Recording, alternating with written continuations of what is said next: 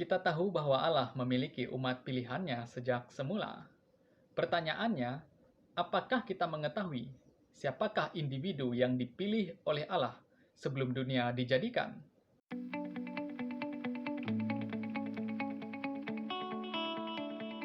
Shalom, selamat bertemu kembali dalam acara Perspektif Biblikal. Kali ini kita akan membahas satu topik, yaitu dapatkah kita mengetahui siapakah individu yang dipilih oleh Allah sebelum dunia dijadikan?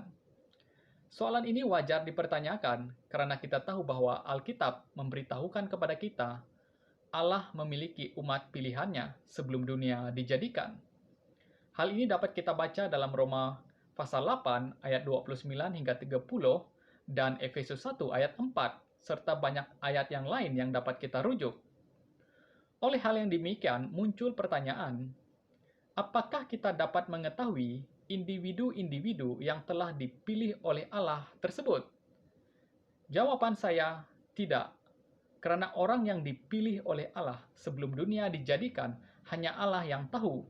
Dan hal tersebut ditetapkan Allah sebelum segala sesuatu diciptakan.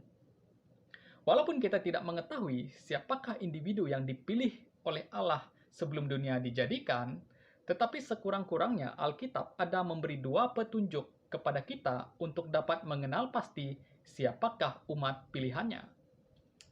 Petunjuk yang pertama, setiap individu yang dipilih oleh Allah sebelum dunia dijadikan pasti menjadi percaya kepada Yesus.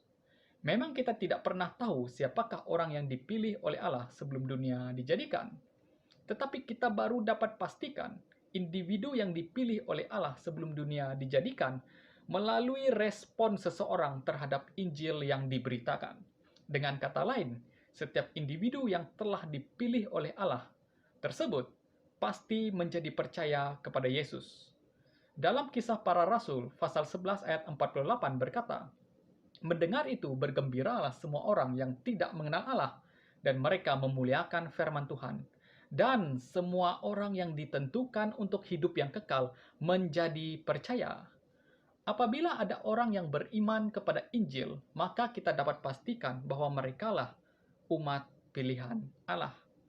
Petunjuk yang kedua, yaitu orang yang dipilih oleh Allah akan setia kepada Injil. Individu yang dipilih oleh Allah tersebut bukan sahaja menjadi percaya kepada Yesus, tetapi mereka juga akan setia kepada Yesus sampai akhir hidupnya.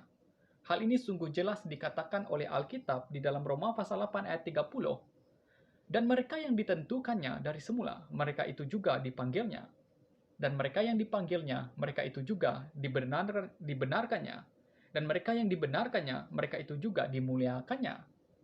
Perhatikan kata mereka yang ditentukannya, mereka itu dipanggilnya, dan mereka yang dipanggilnya, mereka itu juga dibenarkannya. Dan mereka yang dibenarkannya, mereka itu juga akan dimuliakannya. Atau mereka juga akan masuk ke dalam hidup yang kekal.